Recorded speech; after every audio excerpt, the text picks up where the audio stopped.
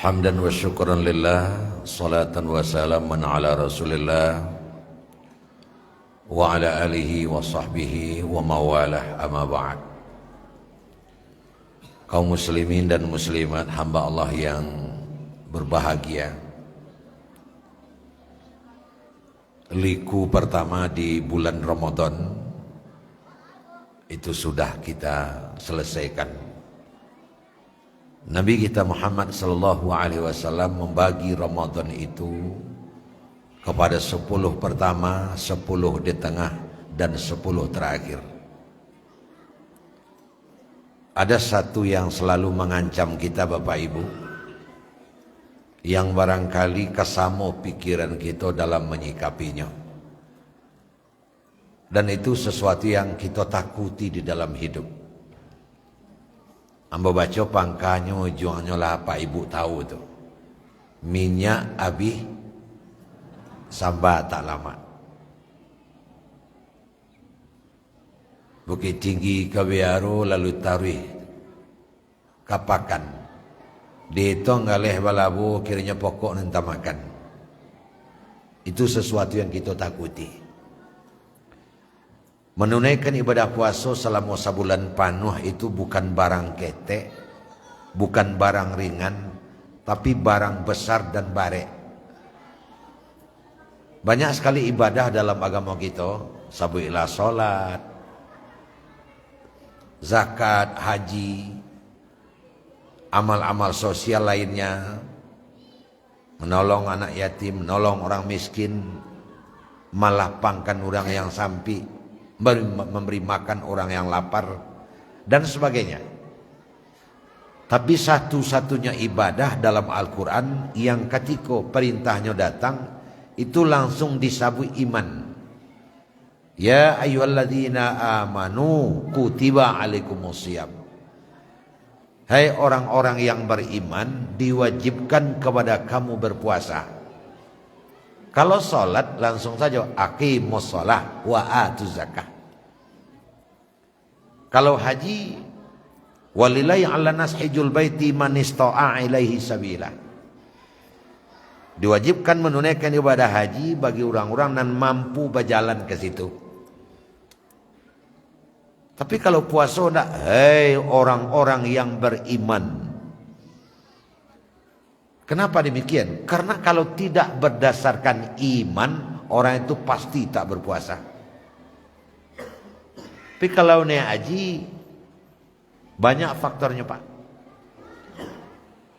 Kadang oleh karena ingin dipangkanamunya terpasang ha nyokajan dia naik haji. Kadang karena ingin dipanggil Pak Haji, Bu Hajah, atau sebaliknya setelah pulang dari menunaikan ibadah haji, galas Stan Malano, nak mau dipanggil Stan Malano oleh Ji, baru nyawa bisa saja. Karena apa? Karena ibadahnya tu nampak di mata, telanga di telinga. Ada waktu dan jale orang mengarajuannya. Begitu pula solat. Orang yang solat nampak di mata. Ruku' sujud, makai mukenah datang dari rumah menuju mensaji. Tapi ibadah puasa memiliki karakter yang berbeda. Apa karakter berbeda menunaikan ibadah puasa? Kita tidak bisa untuk menentukan orang itu puasa apa tidak. Ambo bukan menuduh hendak, tapi memberikan contoh saja. Berapa orang kita berbuka di sini tadi? Bisa tidak awak memastikan seluruh kita yang berbuka tadi, ia betul-betul puasa? Saya saja berpuasa apa tidak, Bapak Ibu nggak bisa memastikan. Karena satu-satunya ibadah dalam Islam yang disebut dengan ibadatus sirriyah, ibadah tersembunyi adalah puasa.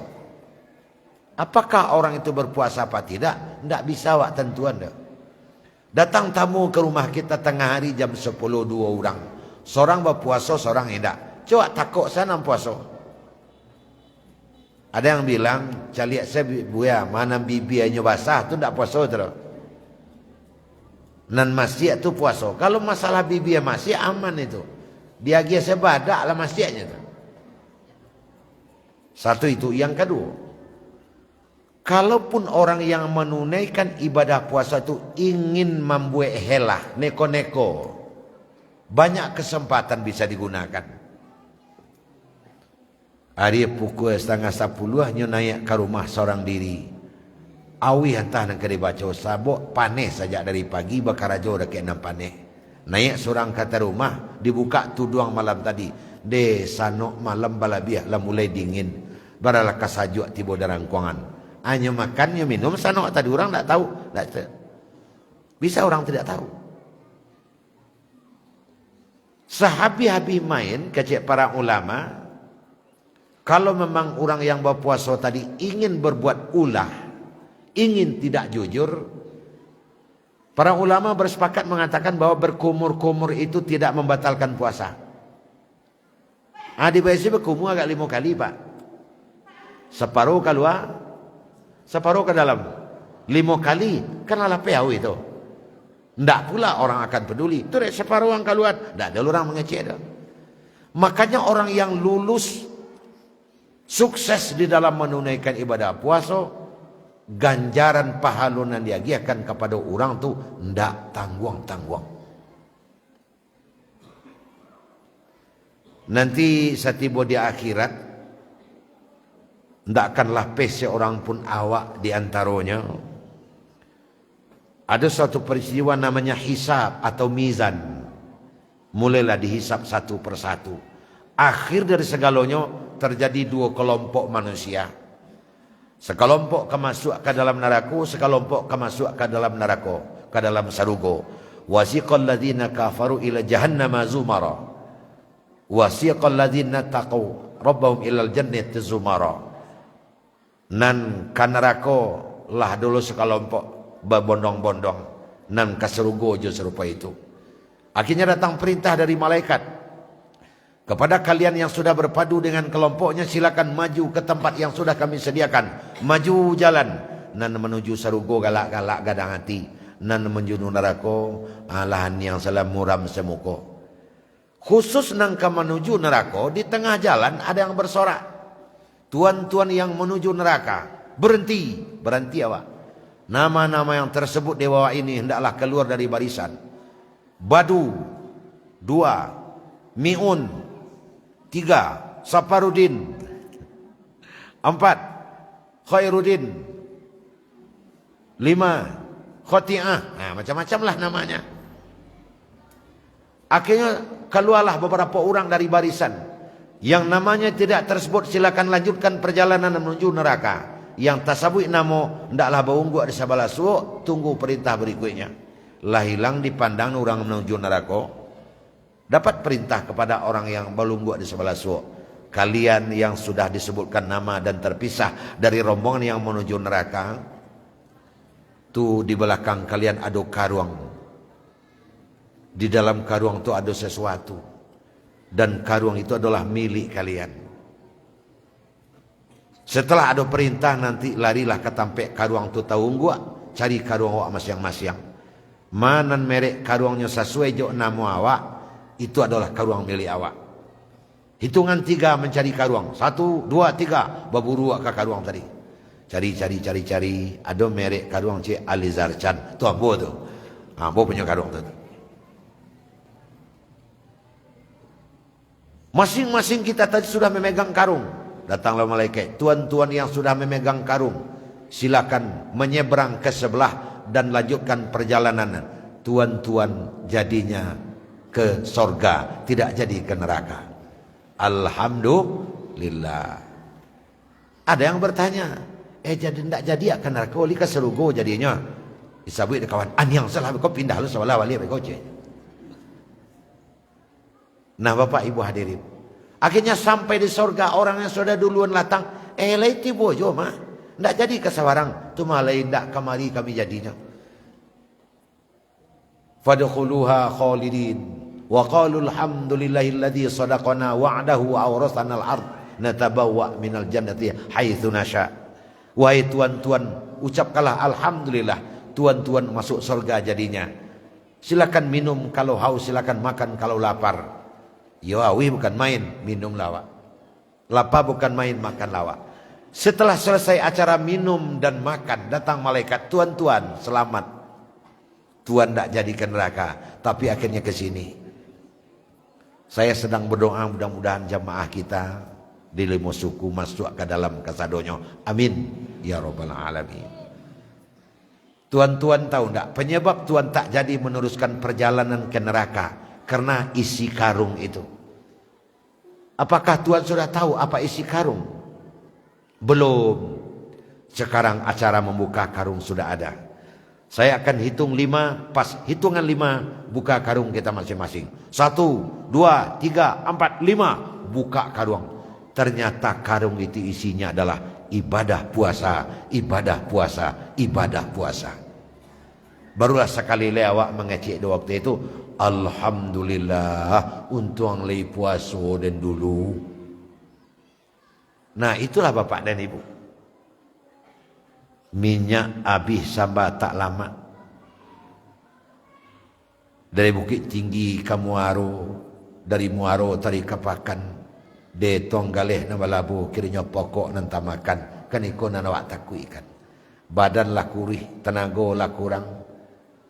Karena awak mengarajakan puasa tiu hari, Asia nyonda ado, baralah karugi awak. Makanya dalam kesempatan kini Amba ingin sampaikan ke bakeh kita jangan sampai wak lupa. Saumus saim mu'alakun bainas samai wal ard. Puasa orang nan buat puasa tetap tergantung antara langit jok bumi hatta tu ada zakatul fitrah sebelum ia membayar zakat fitrah. Mungkin ada di antara pak ibu yang komentar dalam hati, kan lah mau lebuya, atau mau konyo berceramah zakat fitrah mau malam gini. Karena ada yang berkomentar kan lah mulai. Bahkan ada yang berzakat fitrah di pagi hari raya se. Nah, poin awak adalah puasa nan awak karajo kan tetap tergantung antara langit jauh bumi sabalun awak membayar zakat fitrah. Bapak dan ibu sekalian, Ambo ingin sampaikan dulu apa itu zakat fitrah. Zakat fitrah itu adalah alat pembersih fitrah. Fitrah itu bisa tukar jok lain diri. Alat pembersih diri awak dalam hal ku adalah lahir. Daging jok tulang nan ada di batang tubuh awak, saratu jok anggota tubuh mencaru di dalam jantung, limpo dan sebagainya. Tumbuh dari anak ketek, daging bertambah-tambah, tulang bertambah panjang. Dari ketek menjadi gadang, randah menjadi tinggi. Sabuk dia apa yo? Sabuk dia makan. Kalau anak ketek, tulang tak kawa tambah panjang, daging tak kawa tambah, mungkin malah baranti duitnya. Kalau tak dia makan. Darah terus mengalir di tubuh awak sehingga angok tangoan suara takaluan talingo tadangakan mata tatalian de awak taruh makan. Oleh karena itu begitu hidup awak kau bergantung ke makan. Makanya makan utama dalam hidup. Nan awak makan tadi lai kau barasia. Awak bau sawo tainda nan awak makan dari nan haram, alhamdulillah. Tapi bacampur aja nan haram ba kira-kira. Yo li halal cuman bacampur seketek jonan haram. Umpamanya tipa awak dia manggaleh. Bara ko cik bu 5.000, bisa 3.000 bu. Di pokok amba salah biar 5. Pokok amba salah biar 3. Pada pokok dosanganya. Amba campur jonan haram seketek. Bara cik 5.000, bisa 3.000 bu. Di pokok amba salah biar 3.000. Pada pokoknya 2.000 nya. Amba campur jonan haram seketek. Maka setiap tahun kita bersihkan itu pak. Alat pembersihnya itu adalah zakatul fitrah. Membersihkan fitrah kita. Sehingga betul-betul terjaminnya bersih. Itu intinya. Lalu kasih diagiakan zakat fitrah kok. Nabi telah menggariskan. Zakatul fitrah tuhratul lis-shaim wa tu'matul lil masakin. Zakat fitrah itu adalah membersihkan orang yang berpuasa, magiah makan orang miskin. Jadi zakat fitrah tertuju ke orang miskin. Indak do keserau, indak do kaman saji, indak do ka orang berjuang dalam parang fisabilillah, Indak kau kagorimin orang yang sedang berhutang, tapi batu-batu hanya kepada orang miskin. Intinya tu aghnuhum hazal yaum, kata Nabi. Jangan sampai orang miskin tu menangis di hari raya 1 Syawal. Orang begalak-galak, berbaju rancak, basi kejak ilmu dia ketika bawah, main pistol lagi segala macam, anak-anak, anak-anaknya nyukurang di rumah-rumahnya nyukunci, bayi mato bari raya. Jangan sampai terjadi nama bantu itu aghnuhum hazal yaum. Berikan dia sesuatu sehingga pada hari itu kaya dia. Tidak boleh ada yang menangis umat Islam pada tanggal 1 Syawal. Bapak dan ibu, mangko kini bana disampaikan dek para ustaz awak. Dalam membayar zakat fitrah, kok bara ukurannya ala semua tahu, kasih diagiakan sebentar kok baru disampaikan. Bilo waktu yang paling tapek mengagiakan zakat fitrah dan baru poapo zakat fitrah itu yang paling tapek. Itu kaji wak malam gini. Ada 5 waktu dalam membayar zakat fitrah apa? Pertama disebut dengan waktu mubah, waktu nalah boleh. Waktu nalah boleh itu mulai setabana matahari di awal Ramadan, di awal kita sembahyang tarawih, itulah boleh bayar zakat fitrah. Yang kedua waktu afdol. Bila waktu afdol, seminggu terakhir atau dakek-dakek karayo. Aku cuma konyol kini disabui. Kenapa ini disebut dengan waktu afdol? Karena berkait dengan tujuan utama zakat fitrah. Tujuan utamanya jangan sampai ada orang miskin dan menangis tanggal 1 Syawal. Awak bahas waktu afdol kau sebentar.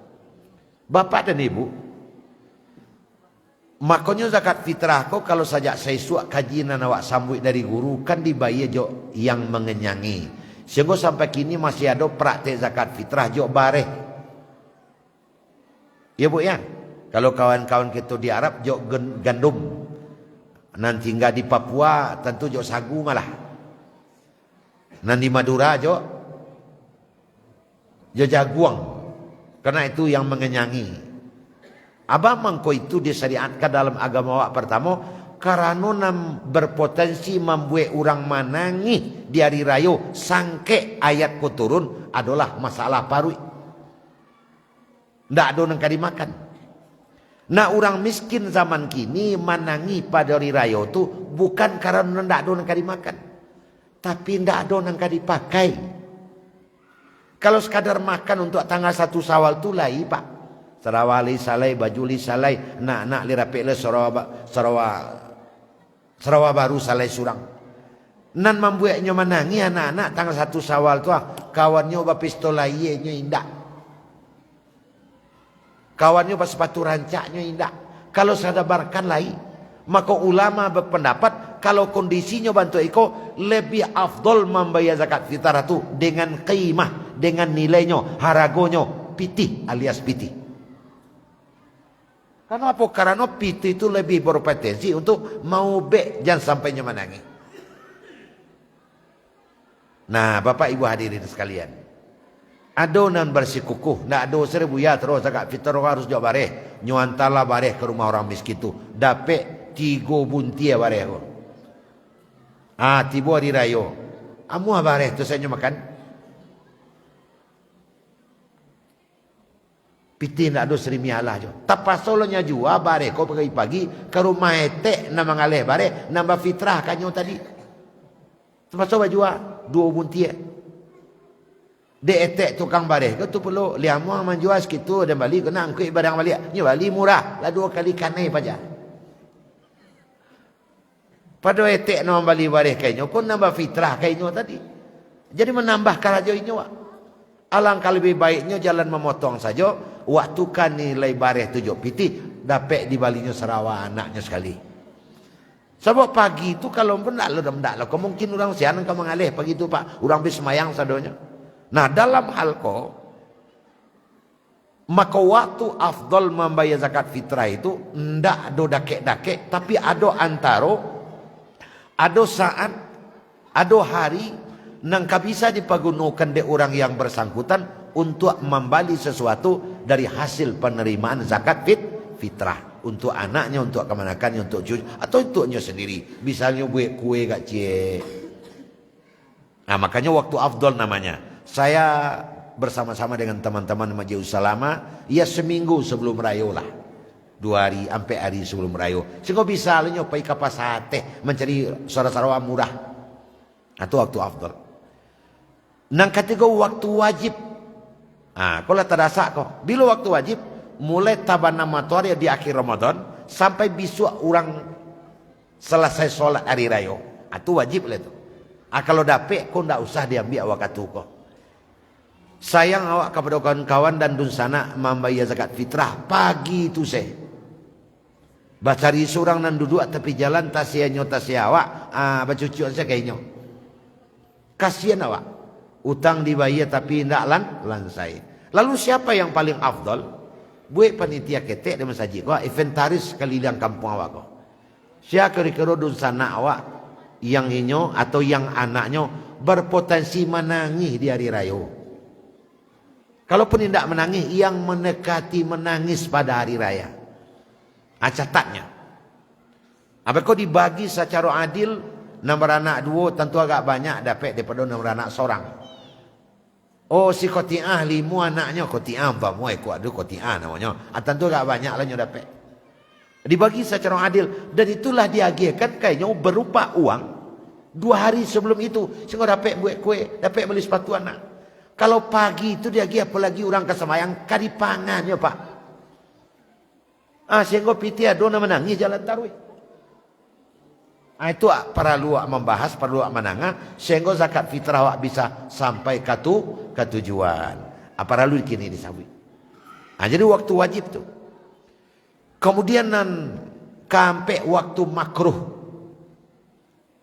Bila waktu makruh, uranglah selesai solat hari raya sampai matahari tabanam tanggal 1 Syawal tu. Itulah makruh. Jadi kalau lah sudah hari raya wajib lah, tapi daripada hendak itu nih. Terakhir waktu haram lah tabanam matahari tanggal 1 Syawal hanya kami gege mencari itulah sama sedekah biasa oleh utang dibayar tak lansai leh. Jadi kapan yang paling bagus kita membayar? Di waktu afdal.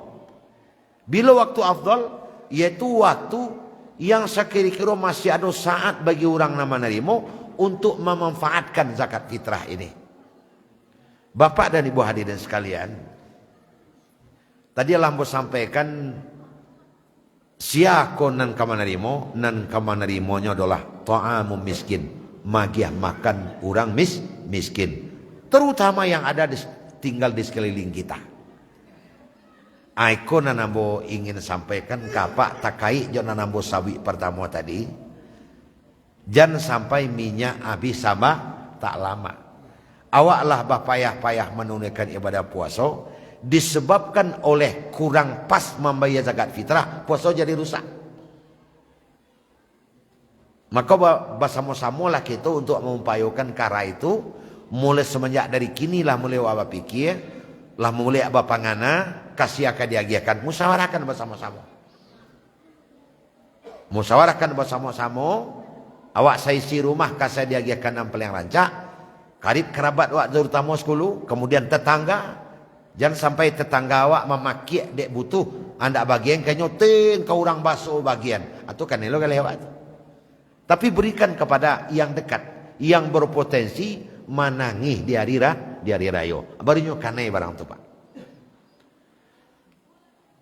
Kemudian yang berikut, siapa yang wajib membayar zakat fitrah ini? Yang wajib membayar zakat fitrah ini adalah dhamin, yang menjamin kehidupan. Jadi kalau di rumah tangga dan wajib membayarkan zakat fitrah kok adalah bapak atau suami. Suamilah yang membayarkan zakat fitrah istri dan anak-anak. Kalau ada orang yang menompang tinggal jo awak dan ndak papancarian lain, kewajiban awak perlu untuk membayarkan. Dia nejang ngecek lo laki kau ini zakat kau lah bayar. Anda mau nyerah. Zakat fitrah adalah kewajiban dhamin. Lalu siapa yang dibayarkan oleh ayah? Seluruh anggota keluarganya yang sempat hidup di bulan Ramadan. Termasuk anak nalaya 2 balih Ramadan, 5 balih Ramadan lah dibayarkan zakat fitrahnya. Untuk aku ambo ingin sampaikan kepada kita, anak yang lahir beberapa saat sebelum azan terakhir bulan Ramadan, malam lebaran, malam takbiran, azan orang, itulah masuk 1 Syawal tu. Nan laya sebelum azan bayarkan zakat fitrah. Nan laya sesudah azan zakat fitrahnya dibayarkan bulan puasa bisu saya. Nah kan ilmu tu. Lalu ada sampai lain bertanya kamu buya, pas orang azan tu layanya buya, nyakai je supaya jangan sampai tak jawab dia buya. Kalau sebelum azan lahirnya bayar zakat fitrahnya. Sesudah azan tak kena dia kewajiban zakat fitrah kecuali tahun depan. Kini kau pas Allahu Akbar, Allahu Akbar. Apa tu ya? Karena itu tidak. Nah jawabannya mudah saja. Apa jawabannya? Azan itu sudah masuk waktu atau sebelum masuk waktu? Setelah masuk waktu. Berarti azan maghrib itu sudah 1 Syawal. Karena menurut perhitungan bulan Hijriah, perpindahan hari itu pas matahari terbenam. Makanya salat tarawih mana dulu pada puasa? Dulu tarawih ya, pertama itu sudah 1 Ramadan itu. Karena 1 Ramadan dimulai dari maghrib. Makanya yang lahir pas azan berarti dia sudah lahir di bulan Syawal. Tidak kanainya ada zakat fitrah. Kalau kayu pas orang azan pasnya lahir. Tak kaji orang azan keluar. Kan bisa saja itu. Jadi Bapak Ibu itu dia. Bagaimana dengan orang tua kita yang meninggal? Ini berbeda Bapak. Asalkan dia pernah hidup di bulan Ramadan, walau hanya sehari, zakat fitrahnya tetap dibayarkan. Meninggal 2 Ramadan, meninggal 3 Ramadan, atau meninggal pas orang maghrib di awal awak semayang tarawih. Allahu Akbar, Allahu Akbar, Allahu Akbar, Allahu Akbar. Meninggal gak ya? Karena zakat fitrah. Asyana membayarkan kalau ama awak apa awak gaya awak nak bayar.